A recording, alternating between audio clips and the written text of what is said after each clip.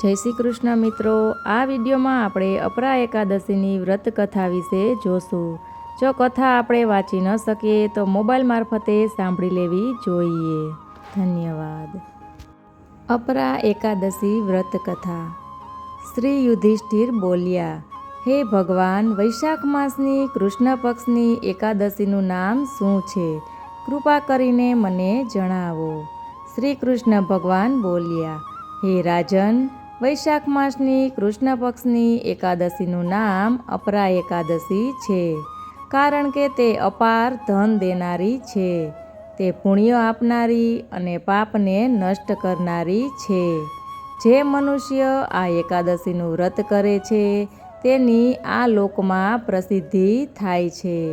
અપરા એકાદશી વ્રતના પ્રભાવથી બ્રહ્મહત્યા, ભૂતયોની, બીજાની નિંદા આદિના પાપ નષ્ટ થાય છે। આ વ્રતથી પર સ્ત્રીની સાથે ભોગ કરનાર પાપ નષ્ટ થાય છે। ખોટી સાક્ષી, અસત્ય ભાષણ, ખોટું વેદનું વાંચન, ખોટું શાસ્ત્ર બનાવવું, ખોટા જ્યોતિષ, ખોટા વેદ આદિ બધાના પાપ અપરા એકાદશી વ્રતના કરવાથી નષ્ટ થાય છે। જો ક્ષત્રિય યુદ્ધ ક્ષેત્રથી ભાગી જાય તો તેઓ નરકમાં જાય છે, પરંતુ અપરા એકાદશી વ્રતથી તેમને સ્વર્ગની પ્રાપ્તિ થાય છે। જે શિષ્ય ગુરુથી વિદ્યા ગ્રહણ કરે છે પરંતુ પછી તેમની નિંદા કરે છે તે અવશ્ય નરકમાં જાય છે।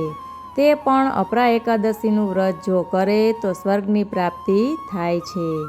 જે ફળ 3 પુષ્કરોમાં સ્નાન કરવાથી અથવા કારતક માસમાં સ્નાન કરવાથી અથવા ગંગાજી તટ પર પિંડદાન કરવાથી મળે છે તે ફળ અપરા એકાદશીનું વ્રત કરવાથી મળે છે।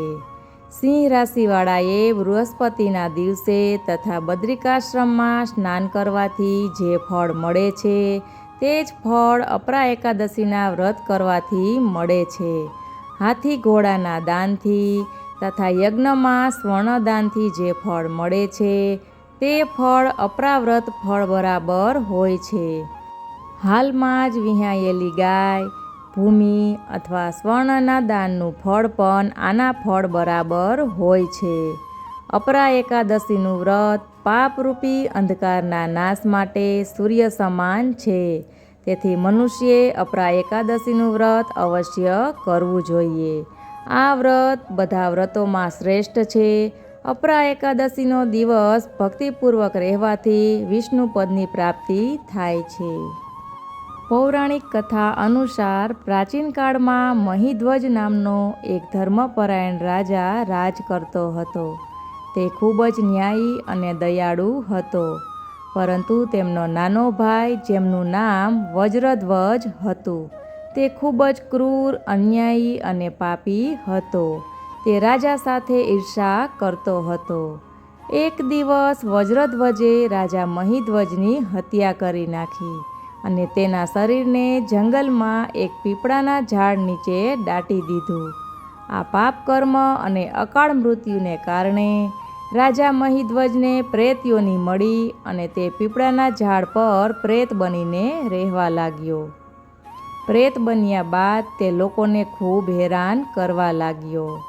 ઘણા સમય બાદ ધૌમ્ય નામના એક ઋષિ તે જંગલમાંથી પસાર થયા। ઋષિએ પોતાની દિવ્ય દ્રષ્ટિથી પ્રેત બનેલા રાજા મહિધ્વજને જોયો। ઋષિએ પ્રેતનું દુઃખ જોયું અને તેને તેના પાપનો અહેસાસ કરાવ્યો। ઋષિએ રાજાને જણાવ્યું કે તેના પાપી ભાઈના કારણે તેને આ પ્રેત યોનિ મળી છે। રાજાએ ઋષિને આ પ્રેત યોનિમાંથી મુક્તિ મેળવવાનો ઉપાય પૂછ્યો। ત્યારે ઋષિએ કહ્યું, વૈશાખ માસના કૃષ્ણ પક્ષની એકાદશી કે જેને અપરા એકાદશી કહેવામાં આવે છે, તમે તેનું વ્રત કરો। આ વ્રત કરવાથી તારા તમામ પાપોનો નાશ થશે અને તને પ્રેત યોનિમાંથી મુક્તિ મળશે। આમ ઋષિના કહ્યા મુજબ રાજા મહિધ્વજે પ્રેત યોનિમાં હોવા છતાં પણ પૂરી શ્રદ્ધા સાથે અપરા એકાદશીનું વ્રત કર્યું અને વિષ્ણુ પૂજા પણ કરી। આ વ્રતના પ્રભાવથી તે તરત જ પ્રેત યોનિમાંથી મુક્ત થઈ ગયો અને દિવ્ય શરીર ધારણ કરીને સ્વર્ગમાં ગયો. કથા સમાપ્ત. તો આ હતી મિત્રો અપરા એકાદશીની વ્રત કથા. આ વ્રત કરવાથી બ્રહ્મહત્યા, પરનિંદા અને પ્રેત યોનિ જેવા મહાપાપોમાંથી મુક્તિ મળે છે. અપરા એકાદશીનું વ્રત કરવાથી સંસારમાં યશ, કીર્તિ અને ધનની પ્રાપ્તિ થાય છે. જેમને સંતાન નથી તેમને સંતાનની પ્રાપ્તિ પણ થાય છે. આમ આ અપરા એકાદશીનું વ્રત ભક્તોને પાપરહિત કરીને વિષ્ણુલોકની પ્રાપ્તિ કરાવે છે. અપરા એકાદશીના આપ સૌને જય શ્રી કૃષ્ણ. વિડીયોને શેર અવશ્ય કરજો મિત્રો. ધન્યવાદ.